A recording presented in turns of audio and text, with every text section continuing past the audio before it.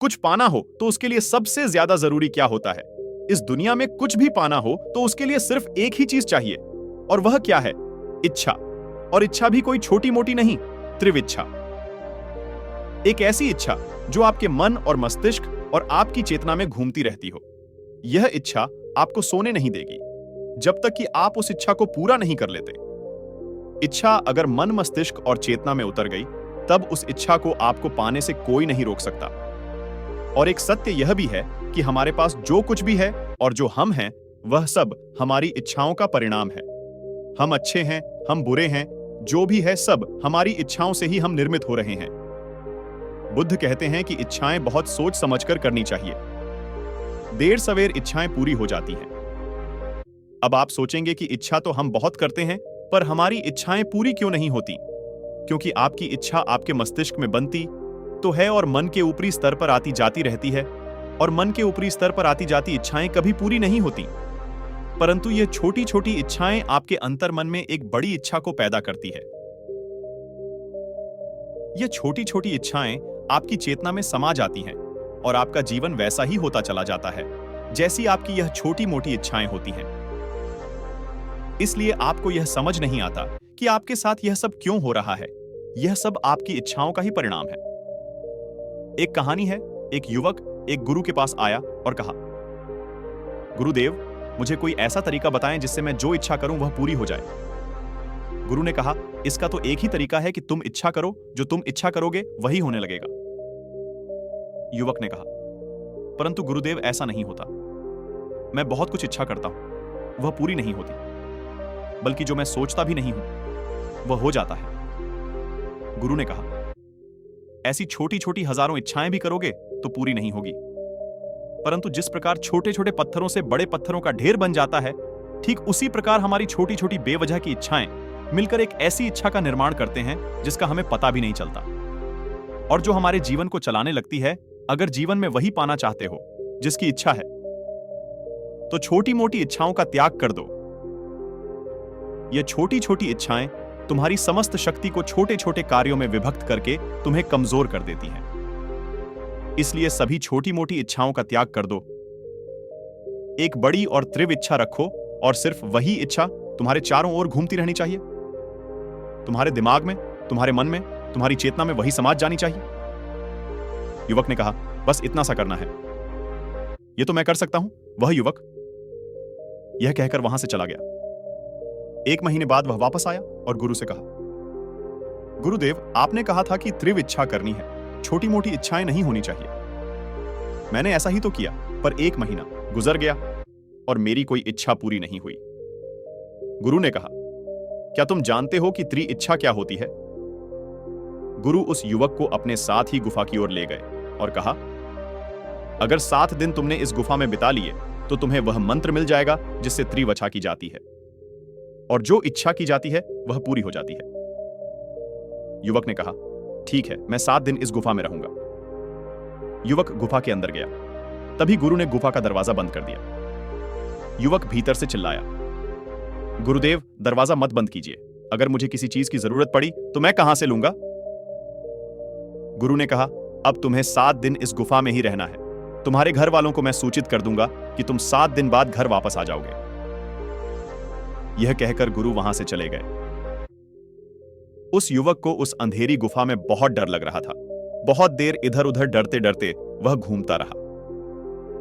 एक दिन बीत गया और उसका डर उस अंधेरे के लिए खत्म हो गया।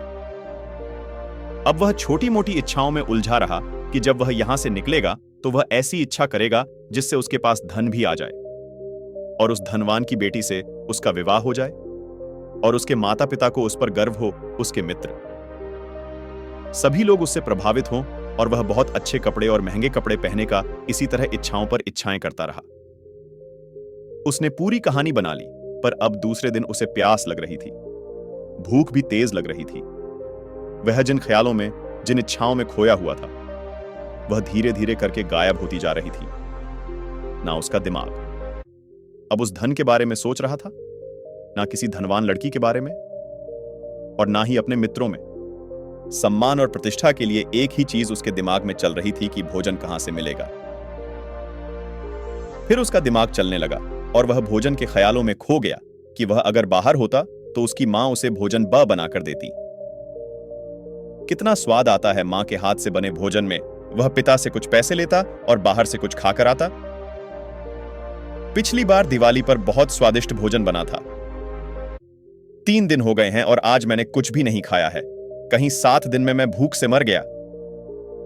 तो तीसरे दिन शाम होते होते उसकी भूख और उससे भी ज्यादा उसे प्यास सताने लगी। प्यास अब उसके नियंत्रण से बाहर हो गई थी। उसे बस पानी चाहिए था।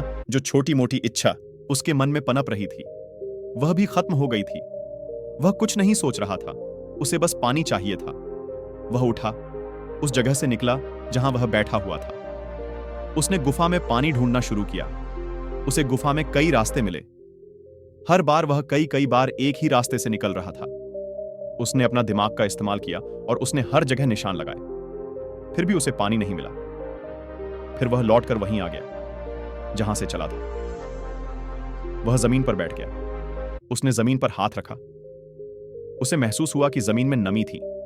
उसने वहां पर पड़े कुछ पत्थरों को लिया, उन्हें आपस में मारकर तोड़ा और एक नकला पत्थर बनाया और उस जमीन को खोदने लगा। बहुत खोदने के बाद भी वहां उसे पानी नहीं दिखाई दिया। अब उसकी प्यास अंतिम चरम पर थी। वह थक कर गिर गया। उसे लगा कि अब वह यहीं मर जाएगा जब तक कि गुरु आएंगे। उन्हें उसका शरीर ही मिलेगा। उसे पानी की बहुत तीव्र इच्छा थी। फिर उसने मिट्टी की ओर देखा। अचानक ही उसकी आंखों में चमक आ गई। उसने कपड़ा लिया और उस मिट्टी को कपड़े में डालकर कस दिया। मिट्टी से पानी निकलकर कपड़े से टपकने लगा और वह पानी पी गया। सारी मिट्टी को उसने धीरे धीरे निचोड़कर अपनी प्यास बुझा ली। अब वह आंखें बंद कर लेट गया।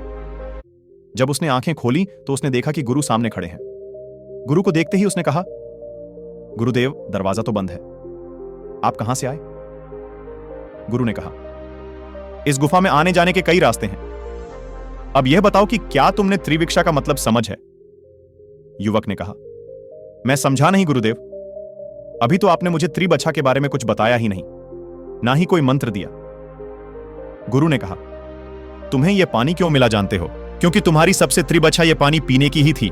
इस गुफा में कहीं पानी नहीं था, फिर भी तुमने पानी को प्राप्त कर ही लिया। यह मिट्टी और उसे निचोड़कर जो तुमने पानी पाया है वह तुम्हारी इच्छा का ही परिणाम है। इसे ही त्रिविच्छा कहते हैं। और अगर तुम्हारी पानी को पाने की इच्छा में थोड़ी सी भी मिलावट होती या तुम किसी और इच्छा के बारे में सोच रहे होते तो तुम इस पानी तक कभी नहीं पहुंच सकते थे। बस यही मंत्र है। इस दुनिया में सब मिल सकता है और सब मिलता है, पर उसी को मिलता है जो उसे पाने की इच्छा रखता है। ऐसी इच्छा जो उसके जीवन से जुड़ जाए, जो तुम्हारे प्राणों तक चली जाए और जिसके बिना तुम्हारा अस्तित्व अधूरा हो जाए। बाकी सारी इच्छाएं कूड़े के ढेर के अलावा कुछ नहीं होती। उस युवक को गुरु की बात समझ आ गई।